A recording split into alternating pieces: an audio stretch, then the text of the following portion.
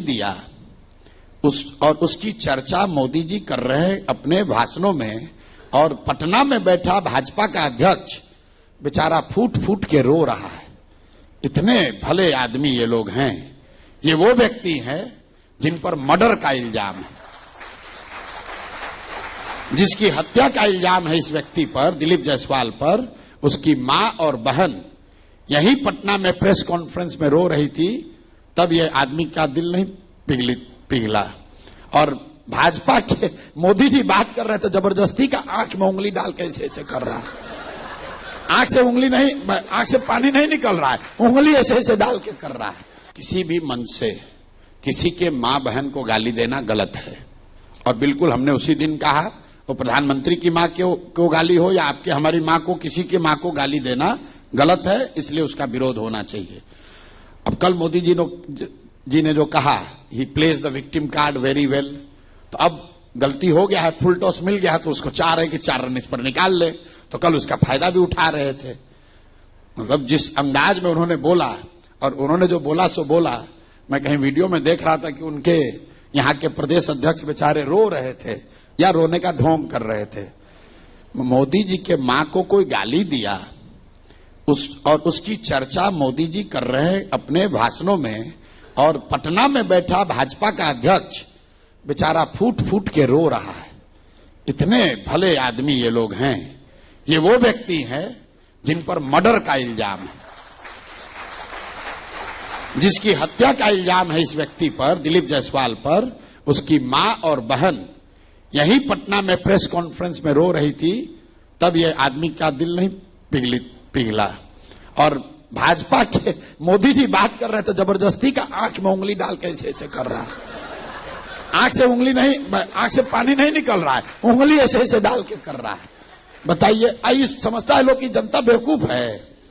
पूरा कल वायरल हो गया कि बाप रे बाप, दिलीप जायसवाल तो गजब का भाई आदमी है। मेरे भाई, किसी ने कहा कि राहुल गांधी, पूरे यात्रा में क्या नारा दिया गया, वोट छोड़ गद्दी छोड़। भाई मोदी तो दिल्ली में है, तो दिल्ली से गद्दी से उतारो ना भाई, बिहार में काहे घूम रहे हो बात लेकर। आप बताइए, राहुल गांधी आते हैं मोदी जी को गाली देते हैं। मोदी जी आए कल वीडियो कॉन्फ्रेंस करके, राहुल गांधी कांग्रेस को गाली दे रहे हैं। दोनों में कोई ये बात नहीं कर रहा है कि बिहार का क्या होगा। भाई आप दोनों एक दूसरे को गाली दे रहे हैं, आप दोनों एक दूसरे से वैचारिक राजनीतिक लड़ाई कर रहे हैं। ये तो देश देख रहा है 15 साल से। बिहार के लिए तो ना आपने कुछ किया है ना मोदी ने कुछ किया है। यहां कांग्रेस की भी व्यवस्था लोगों ने देख ली, भाजपा की भी व्यवस्था देख ली। तो इनके आपस के नुरा कुश्ती से पब्लिक का कोई लेना देना नहीं है, इसीलिए दोनों हारेंगे। तो मेरा सवाल आपसे ये है कि महागठबंधन का वोट काटेंगे कि एनडीए का वोट काटेंगे? चलिए, इतना तो तय हो गया कि वोट काटेंगे जी।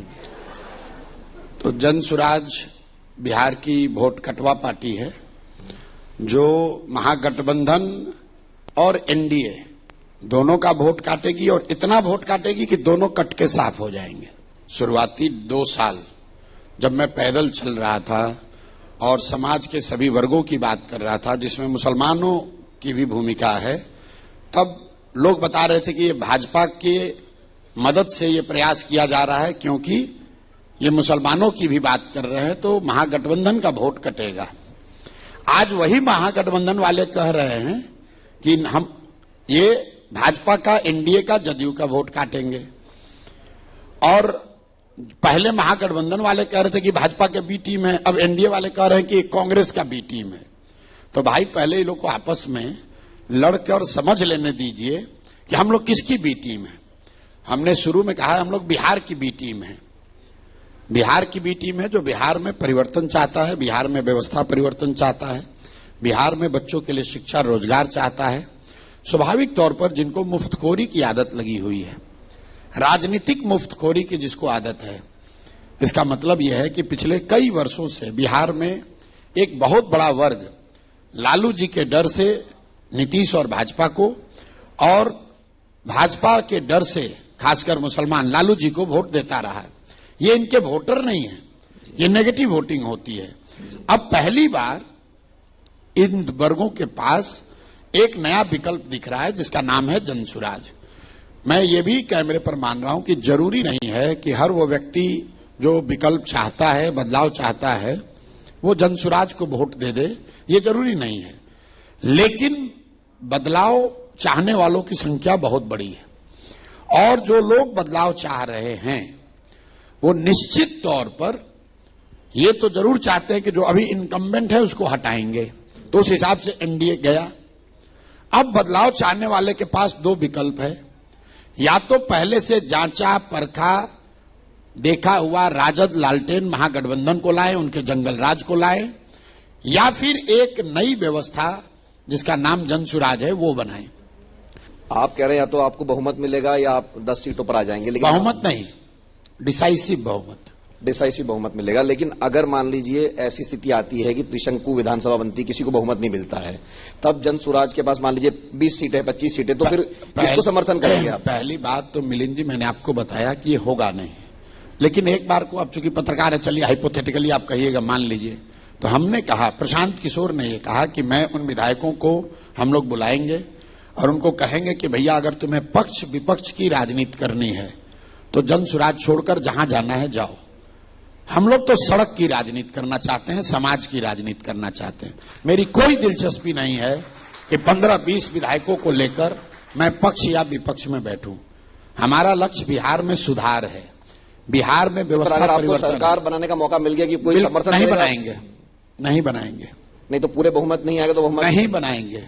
कि अगर नीतीश कुमार चुनाव लड़े तो निश्चित तौर पर मैं चुनाव लड़ूंगा, पार्टी से लड़ के भी लड़ूंगा कि नहीं भी हमको लड़ने का मौका दिया जाए। लेकिन नीतीश कुमार तो चुनाव लड़ते नहीं है, ये सब पिछले दरवाजे वाला नेता है। नीतीश कुमार आज से 20 साल पहले से चुनाव लड़ना बंद कर दिए।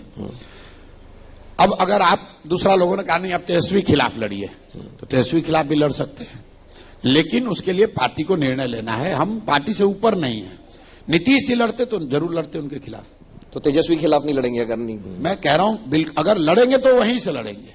अच्छा, तेजस्वी खिलाफ ही लड़ेंगे और दूसरे